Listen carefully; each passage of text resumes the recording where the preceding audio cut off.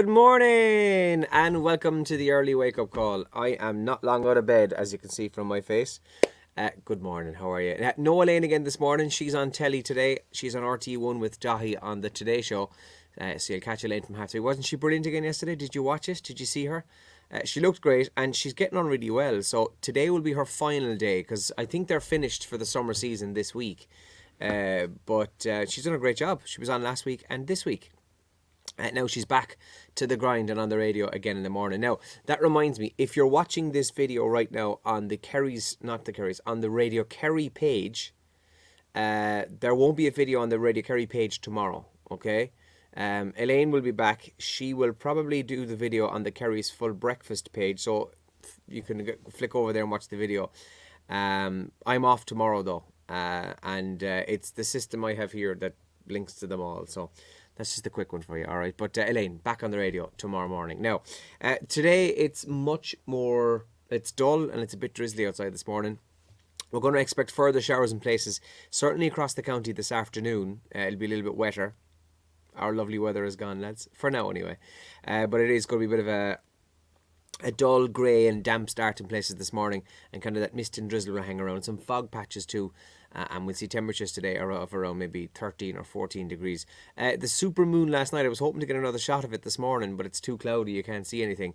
I got a couple of shots last night on my Instagram. That's my Instagram name there, look, if you want to go and check it out. I took a couple of shots of the super moon last night, just before I went to bed. It was quite bright because the sun hadn't fully set yet, so you had the two of them. It was quite cool. Papers this morning, it's the 27th of April. Excuse me, let's have a look at the Examiner. Look at this for a photograph, right? That shot there is taken from a golf course yesterday morning. It's the sprinklers going off at the sunrise at Dromolan Castle Golf Club in Newmarket and Ferguson, County Clare. That's Eamon O'Donnell playing a shot off the opening tee. And what's amazing about that is, as you can see, the sun is going up behind him, right? He was literally... He must have pulled up to the golf course still in the dark, ready to rock for the opening day of golf courses yesterday. But it's an absolutely fantastic photograph by Brian Arthur in the Examiner's front page there this morning. Cool shot, Brian. Well done, buddy. That's the main story there, or main picture there. The main story, though, however, Gardaí under threat due to filming. The GRA say that officers have had home addresses and images shared online. Now, this is the talk yesterday of Gardaí being fitted with body cameras. Now, this is nothing new. Police forces all over the world wear body cameras. And it's just a little camera that's here kind of attached to their body in some way, or maybe up here or whatever. And then there can be no arguments as to what did and didn't happen, what was said and what wasn't said between Gardaí and somebody, a possible suspect or whatever. There was talk yesterday that these cameras can be aimed away and therefore, it won't capture everything else and so on. But my argument there is, if it's quite clear that a camera has been aimed away, then the guard should be reprimanded for that.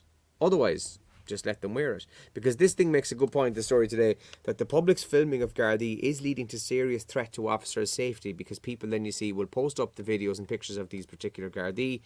Some clown then will go, oh, he lives in such and such a road at such and such a number house. And then it encourages people to go and act unlawfully, is the best way to put that.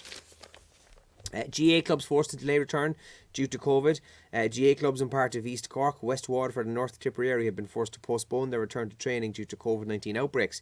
Yesterday saw the resumption of underage training on a non-contact basis in pods of 15 or fewer, while outdoor sports facilities such as the pitches, golf courses and tennis courts were also allowed to open. But a number of clubs in those counties there, in East Cork, West Waterford and North Tip, they've had to postpone their return to training after a breakout of COVID-19. In the Irish Independent this morning, Johnson & Johnson, the vaccine, which will only be one shot, one jab, is expected to be offered to over 50s. The one-shot Johnson & Johnson is expected to be offered to people aged 50 and older. The recommendation is believed to have been made by NIAC to the Chief Medical Officer, Dr. Tony Hoolan, and he'll make the final decision. And about 3,000 extra college places to deal with the COVID fallout. The number of first years at college will rise from 50,000 for the first time, with the addition of around 3,000 more third level places being offered this year. That's according to the Independent today. In the Sun then, more on the Johnson & Johnson. Oh, happy Jays. A huge boost to rollout.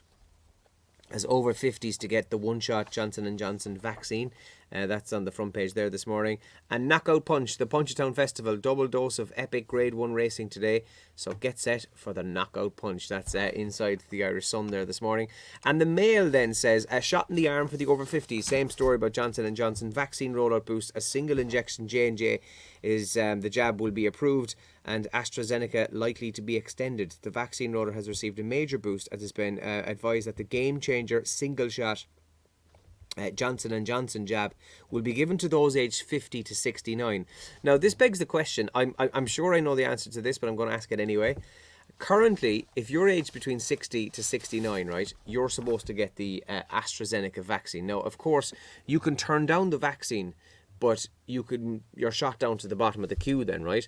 But the question I have is, if you're now going to be able to get the Johnson & Johnson aged 50 to 69, does that mean that you can then choose your vaccine? Now, I think the answer to that is no, and the reason I say that is because if you could do that, and let's say you choose one over the other, then everybody will be doing it, and you'll be left with a massive stockpile of useless vaccines because nobody wanted it. So it's just a question I ask because I know with the AstraZeneca stories as of late, a lot of people have been a little bit worried about taking it. Now, that being said, there's always a risk with these things. The Johnson & Johnson has had its own baggage carried with it as well, so only time will tell. We'll have to wait and see. Hasn't officially been approved yet, mind you, as I just said there. Dr. Tony Hoolan has to officially sign off on it, but we'll wait and see. The top trends that we're waking up to this morning. Clareburn Live is trending. Now, they carried out a viewers poll last night. This is interesting, right? So they asked two questions. The first one was, will you travel abroad this summer? 23% said yes, 67% said no, and 10% said they don't know. And the other question was, should pubs be allowed to open for outdoor dining by the end of May? 77% said yes, 13% said no, and another 10% said they don't know. So interesting kind of contrast there. Will you go on holidays? No. Will you go to the pub? Probably. A couple of good questions on Clareburn Live last night. Boris Johnson's trending as well this morning. He's in all the UK papers because of allegations that in a meeting with some of his aides, he said he would rather let the coronavirus rip through the country than impose another lockdown again. Those are only allegations. He's denying he said those, but there are sources saying that he did say it. That's in the papers in the UK this morning, but he's trending as a result. Leicester are also trending this morning. They won 2-1 last night against Crystal Palace, which has kept me... which has kept me in last man standing, which is good. I picked Leicester. And Supermoon, as I mentioned, go to my Instagram page. That's the name of it there. There's my name. You can see pictures of the supermoon that I took last night in Tralee just before I was going to bed, but that's also trending. Lots of cool photographs of it on Twitter this morning. Now, are you a Line of Duty watcher, and have you been watching this particular series? It is such good TV. Elaine has confessed to us that she watched it up to season 3 a couple of years ago, kind of got a bit bored of it and thought it was crap and gave up on it, but she's gone back to it again because I suppose of all the hype and the talk around it, but it's so good. Well, the viewing figures have been released, so between Ireland and the UK, more than 11 million people watched Sunday night's episode, which is quite a lot of people. That's quite cool. That's one of the stories in the papers this morning. And the average adult starts to feel stressed if they're 7 minutes... I can't stop yawning, I'm sorry. If they're 7 minutes late for a social event or meeting. Now, I'll be honest with you, I can't stand lateness and being late. I would rather be 20 minutes early and waiting at a place on my own than even be 5 minutes late. I worked in my early years in radio. I worked as a sports broadcaster in Red FM in Cork, and I used to be sent to matches, but I used to be sent to some pitches where I didn't exactly know where they were. So I would purposely leave quite early to make sure that if this makes sense, give myself time to get lost. And that on the off chance that if I did get lost, I would find it. This was before Google Maps and all of us having smartphones and mobile phones that had all this stuff on it. I just had a regular phone, I didn't have anything else. A slidey phone. But so I had to give myself time to get lost, and then there was one particular match in Waterford. Cork were playing Kilkenny in Waterford in Walsh Park, and I'd never been to Walsh Park before, so I had to try and find where I was going, and I think the game was at 3:30 and I arrived at 12. I was 3 hours early. I'd left that much earlier. That's kind of how serious I took it.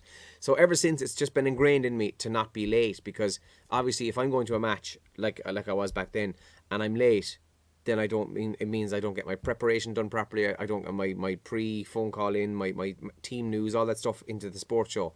So anyway, that was a kind of a reason why I stopped making sure that I was on time and I was never late. Elaine is also somebody who claims she hates people being late. Elaine is that was a different Elaine Kinsella of years ago. Elaine can be late sometimes. True story. Don't tell her I said that though. She's asleep right now. She's not watching. Right, listen, busy show coming up on the radio this morning. Loads happening. We have another gift card from Cara Boyle in Tralee to give away on the show this morning. We'll come back to that. We'll have the crack with that this morning as well. And as per usual, give me a shout if you want to give me a text. You can WhatsApp us 083 300 3300. Comment here if you'd like, and I'll mention you on the radio this morning. And I have a question for you, which we'll come back to on the radio. And don't Google this. The Oscars were on Sunday night, and as you probably know, they get a goodie bag every year. Guess how much this year's goodie bag was worth? Don't Google it. Have a guess. 083 300 3300 or comment here. Have a good day. Enjoy your Tuesday. And I'll talk to you in a few minutes on the radio.